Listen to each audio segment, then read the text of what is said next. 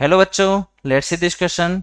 Late F of X is equal to A into one minus X sine X plus B cos X plus five upon X square where X is less than zero. 3 when x is equal to 0.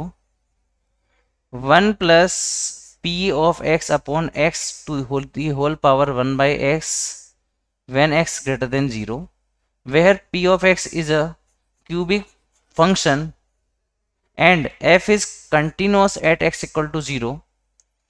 The value of p double dash 0 is, here option is, first option is log 9 base e, second option is log 2 base e, third option is 2 and last option is 1. अगर यहां पर हम की concept की बात करते हैं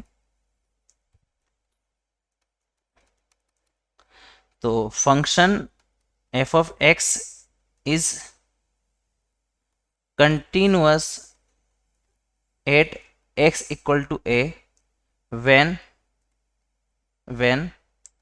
limit x tending to a minus, I mean LHL is equal to हो RHL के limit x tending to a plus f of x बराबर हो फंक्शन वैल्यू के. तो हम बोलेंगे कि फंक्शन यहां पर कंटिन्यूअस होगा. Second, 1 to the power infinity type function जो होता है, limit x tending to a f of x to the power g of x, अगर यहाँ पर 1 to the power infinity indeterminate form अगर देता है तो इसको सोल्व करने का तरीका होता है exponential limit x tending to a g of x into F of x minus 1, और यहाँ पर इसको सोल्व करते हैं और आंसर निकालते हैं. तो इसी कॉन्सेप्ट के साथ हम इस क्वेश्चन को परफॉर्म करेंगे और फाइनल आंसर तक पहुंचेंगे. क्वेश्चन में हमें यहाँ पर p ऑफ x की जरूरत है because of p of x यहाँ पर क्यूबिक फंक्शन है और p डबल डैश 0 में निकालना है. तो p ऑफ x हमने यहाँ पर मान लिया कि p ऑफ x जो है वो हमारे यहाँ पर है sorry ax cube plus bx square plus cx plus d, और यहाँ पर p ऑफ x को निकालने के लिए हमें a b c d की वैल्यू की जरूरत पड़ेगी, राइट. और फंक्शन हमारे पास में है x लेस देन 0 के लिए अलग है, x इक्वल टू 0 के लिए अलग है, x ग्रेटर देन 0 के लिए अलग है, और साथ में ये बोला है फंक्शन कंटिन्यूअस है x इक्वल टू 0 पर.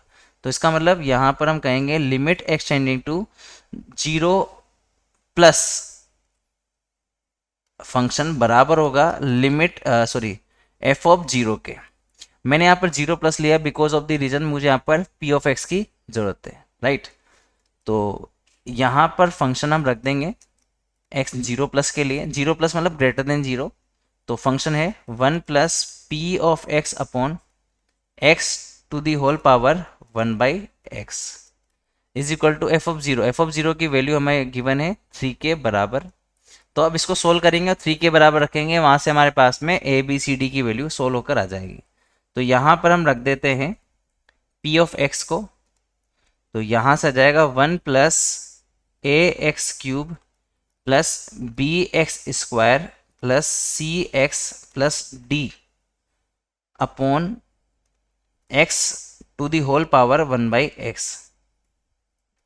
यहाँ पर अगर आप यहाँ पर ध्यान से देखेंगे तो लीस्ट एक्स हम यहाँ पर वैल्यू रखते हैं, लीस्ट जो भी आएगा लीस्ट एक्स यहाँ से वो वैल्यू आनी चाहिए, राइट. तो यहाँ पर अगर हम कहेंगे कि ये लिमिट सोल्व होगा तो ये तभी पॉसिबल है. यहाँ पर अगर हम 0 रखते हैं तो ये 1 प्लस समथिंग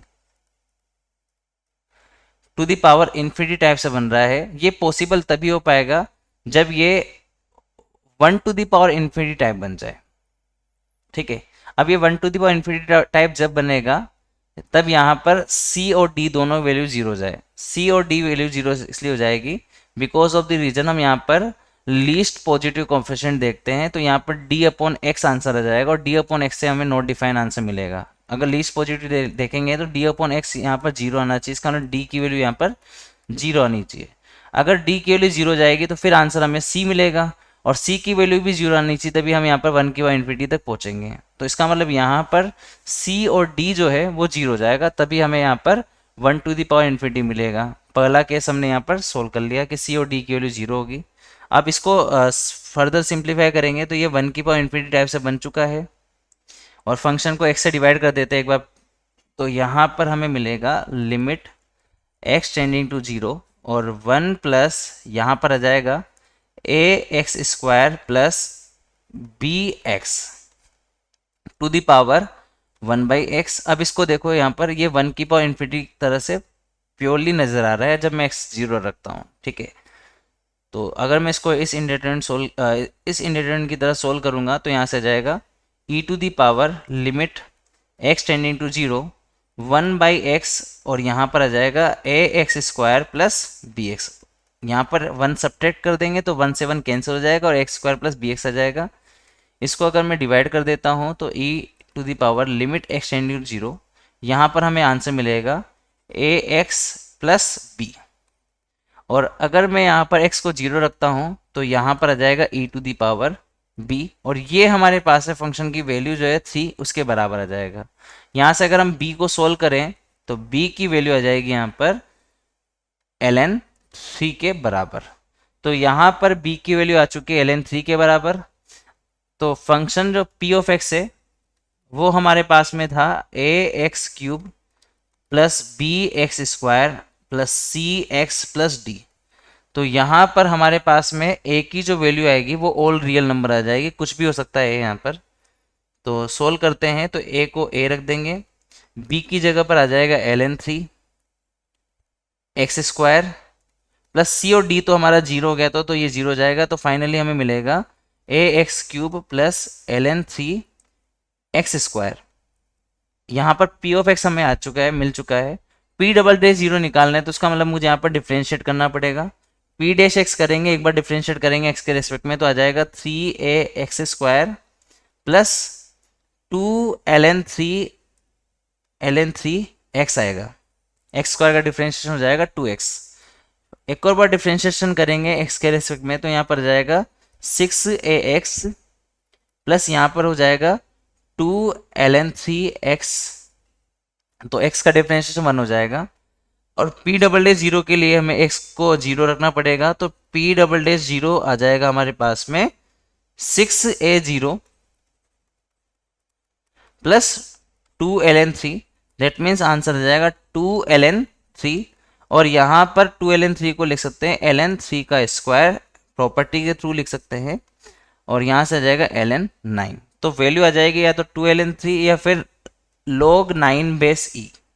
तो अगर ऑप्शन चेक करते हैं तो option 1 is our final answer.